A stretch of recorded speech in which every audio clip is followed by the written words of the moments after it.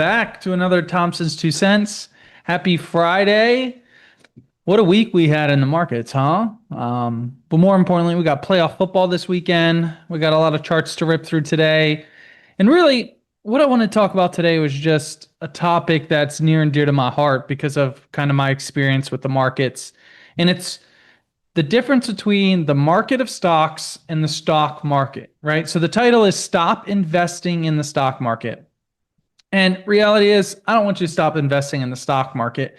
I want you to stop thinking of the market as the stock market because it's really a market of stocks. And when you can delineate those two things, you provide context to your work, you can really generate some alpha over time from these simple concepts. So let's kind of get into it. So what I want to start with is the stock market. Okay.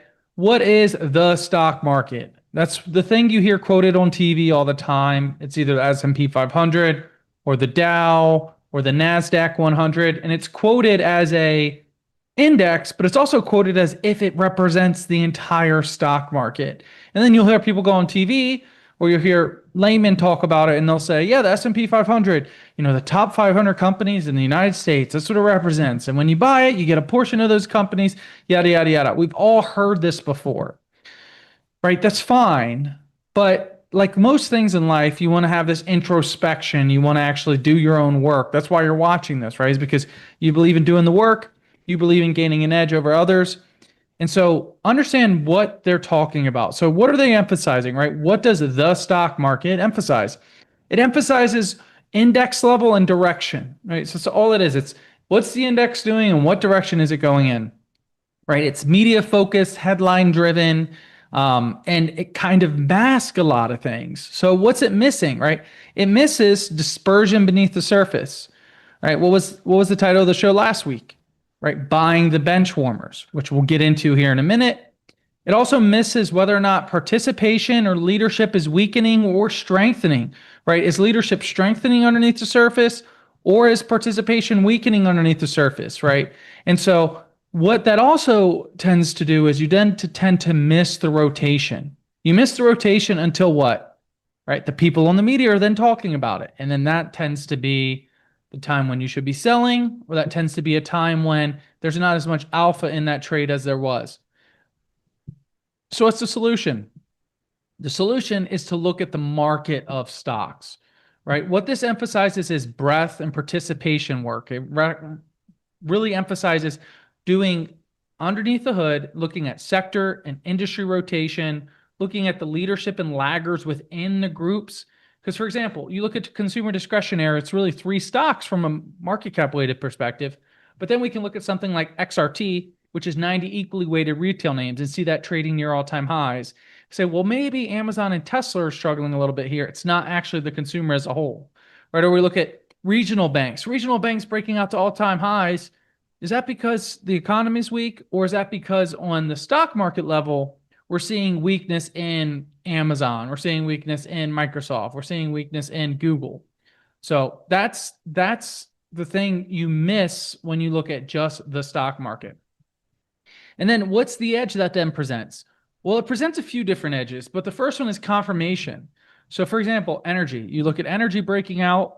Okay, underneath the surface, let's look at equal weight energy, or let's look at percentage of stocks above a 200-day within energy and actually see if there's broader participation, because that tends to be a sign that capital is allocating to a sector versus one name driving a sector.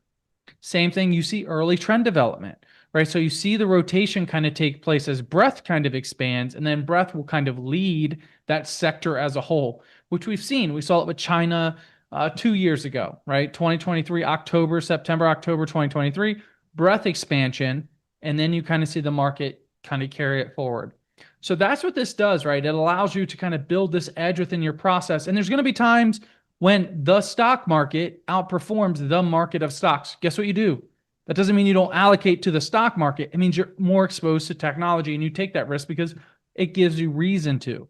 So let's just kind of dive in a little bit here with more examples and just more understanding. And also feel free in the chat. I see the chat's popping off. What's up, chat? If you guys have any questions, just let me know in the chat. So let's start with the stock market. S&P 500, market cap weighted here. And then on the bottom panel, I add in a little bit of the market of stocks to kind of dictate an additional view in the market.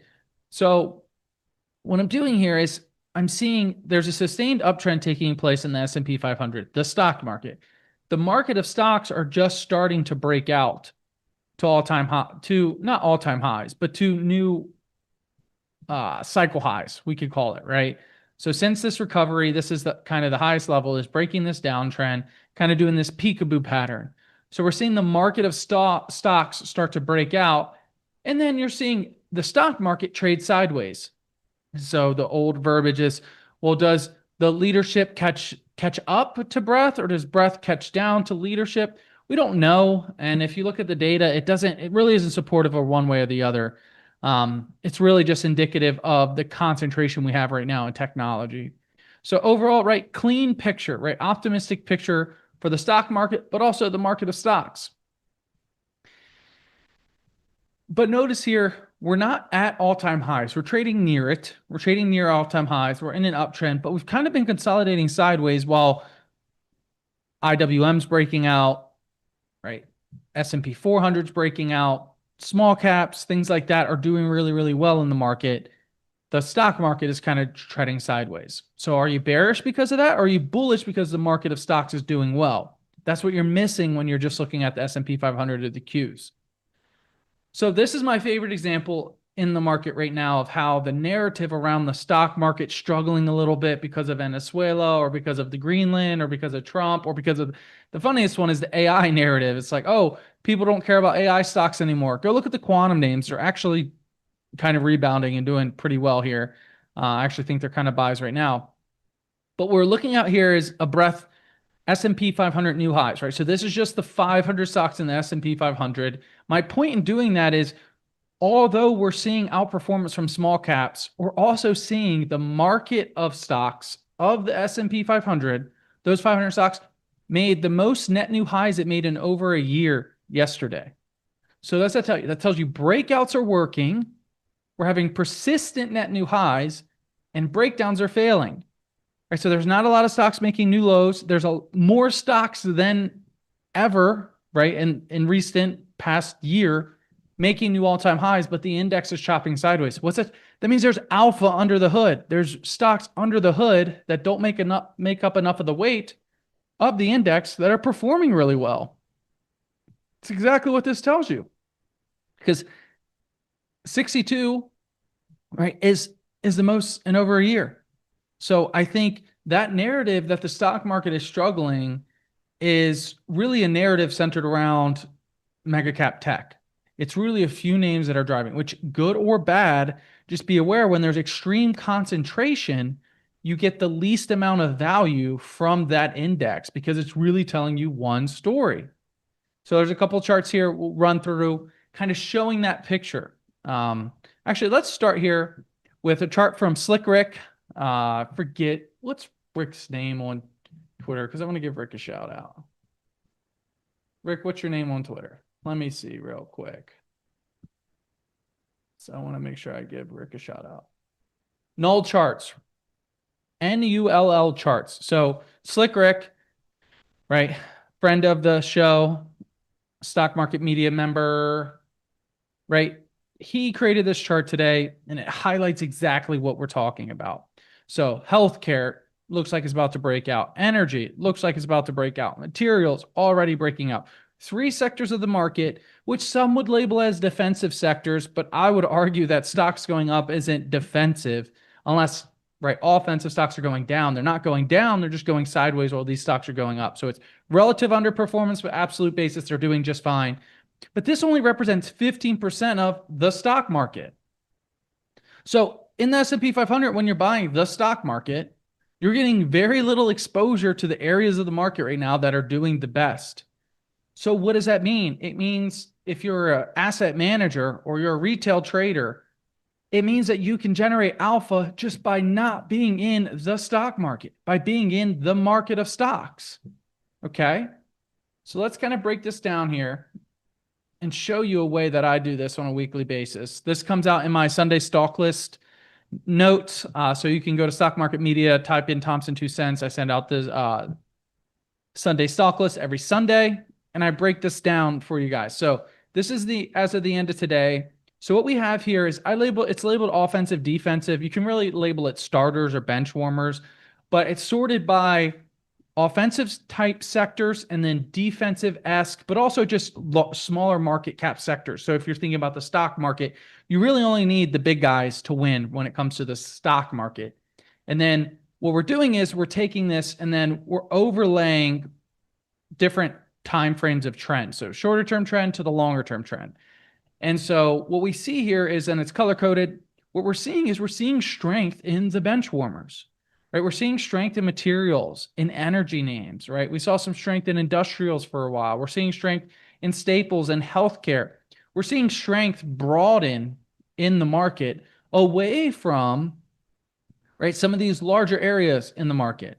And that in and of itself is maybe bearish for the stock market, but it's trading sideways. So it's not overall bearish, right? Because you don't want to go short in a bull market, in my opinion, right? You might just be neutral on position. So I might be neutral tech right now, might be neutral communication services, might be neutral discretionary, but I'm looking to get long these other areas of the market that are doing really well. 95% of energy stocks are above their 200-day, 80% of materials are above their 200-day, right? Maybe a little extended in the moment, but we've been talking about this for weeks. So the other thing we can do here, right, is we can see, okay, this is where the trends are at, right? So at a point in time, so like a balance sheet, right? If you're a nerdy finance guy, at this point in time, this is the percentages. And then we can look at how these are changing week by week and month by month, kind of see where assets are flowing. So this is the week over week change. As you see, nothing too crazy here taking place. Real estate pulling back a little bit, utilities, right? You're going to see a lot of more jumps in the shorter term than the longer term trend. But you're seeing strength underneath the surface in these materials and energy names and those healthcare names. Right? Month over month, I think, gives you an even better picture. As you can see, shorter term trends in some of these risk on areas of the market and parts of the market that make up the stock market are struggling a little bit. That's okay, right? That's rotation. And rotation for the stock market, right? Market cap weighted S&P 500 is not bullish. Rotation for the market of stocks can be. And that's what we're seeing. We're seeing this broadening out. And we're not just seeing on a shorter term basis. Look, over the past month, we've seen 38, 36, 30-ish%. So a third of the stocks now above their 100 and 200-day, which very little movement in these other sectors when it comes to the longer term trends. So they're kind of just chopping sideways. But that's what you want to see. While the leaders are taking a break, right, these large mega cap areas of the market are taking a break, you're seeing breadth expand. You're seeing the bench players come in and they're scoring points. Bench player, right? He's hot. He's taking the shots and they're doing okay. It's like the Jared Stidham, right? Jared Stidham of the market right now. So if you're a Broncos fan, right, you're hoping Jared Stidham comes out and balls out this weekend. If you're a Patriots fan, you're hoping not.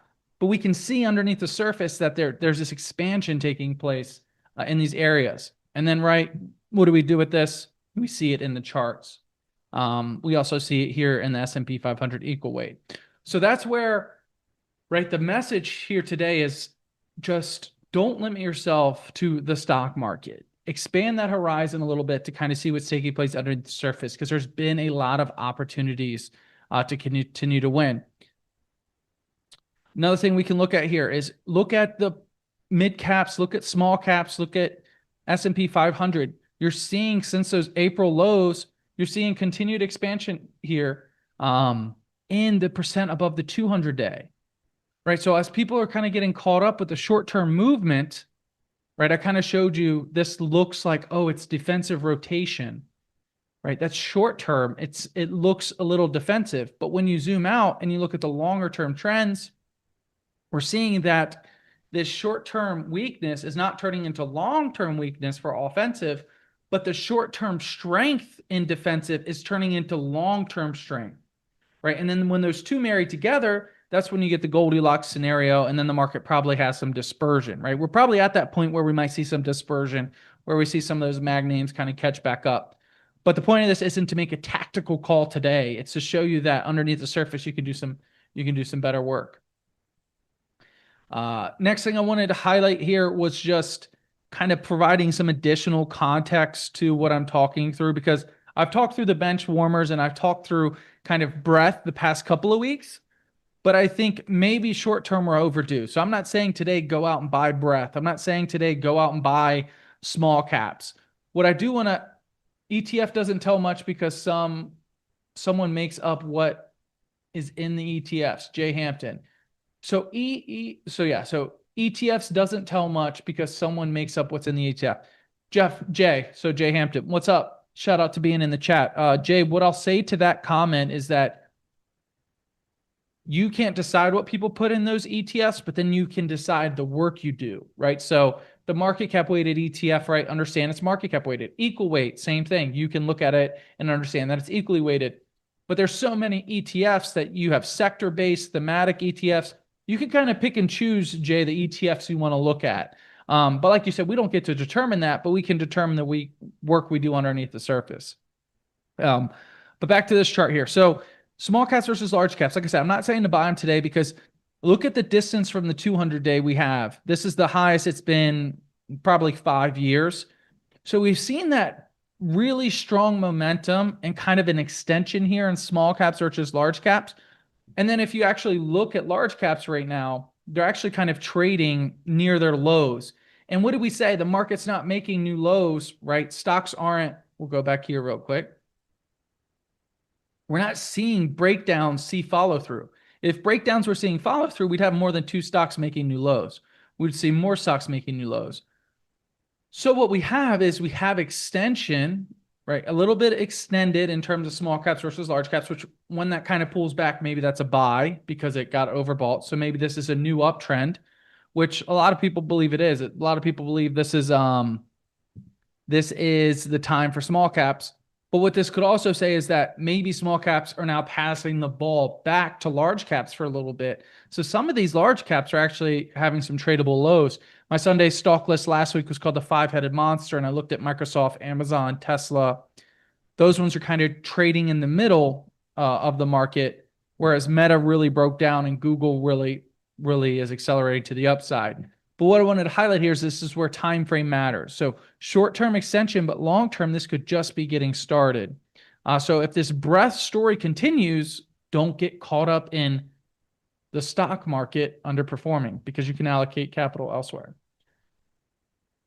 And this is, Jay, you mentioned ETFs. One ETF I want to talk about here is this inflation beneficiaries ETF, highlighted a couple weeks ago. It's still a position I have. But look, sector exposure, financials 27, energy 29, materials 24. So in the S&P 500, you're getting 15% exposure. You're getting 3% exposure to energy, 2% exposure to materials. So, right, we understand it's a market of stocks and that we don't need to look at just the stock market. We then can go underneath the hood and say, okay, we want more allocation to materials and energy. Right? Then you can find some ETFs that are performing. Oh, this one had a base breakout. You buy the breakout. Now you're sitting pretty. As the stock market chops sideways, you're generating alpha because you've kind of dug underneath the surface and generated some edge here. So that's what I wanted to highlight today, guys. It was a quick, short show. I didn't plan to go too crazy. I actually got to prep for this ice storm that's coming. And Jay, you're right. Inflation is coming back in the picture. I think the thing, Jay, with inflation that I'm thinking through is it going to be rolling inflation where you have energy, you have parts of energy doing well, and then other parts of the inflationary story kind of calming? Or is it all going to be all at once? Because that's kind of that hyperinflation. I'm not sure because one of my thesis last year was the market wouldn't continue higher if housing struggled. But housing struggled and the rest of the market did well. So we kind of had that rolling recession. What if we have rolling inflation? I don't know the answer. I'm long this chart. I'm long the precious metals. I'll be long until the trend ends, but it's something I'm thinking through. I don't think it necessarily means it's going to be 2022 again, where if energy is going up, nothing else can. I think the market's a little bit more nuanced than it was back then. But fair point there. So I think overall, guys, continue to look at the market of stocks. One of the ways you can do that, right? Subscribe to some of my work. Right, I write a blog every Saturday. Every Sunday, I do the Sunday stock list. Tuesdays and Thursdays, I write Thompson's 2 cents, and then I go live on Fridays. All of this, guys, is free, but you can subscribe to this work if you're curious about more. But with that, guys, have a great weekend. And I'm rooting for the Broncos to get a win. JK, Patriots. I hate the Broncos. Hate Sean Payton. Happy to see the Bills lose. That was awesome to see the Bills lose. And then I think I want the Rams. So Rams, Patriots Super Bowl, Rams win the Super Bowl. That's how I'm looking at it. I think the Seahawks are legit. But I like to see Stafford get another ring. My wife is from Michigan. So that, guys, have a great weekend. Continue to look at the market of stocks. Don't get bogged down by the lie that the stock market can tell you. Peace.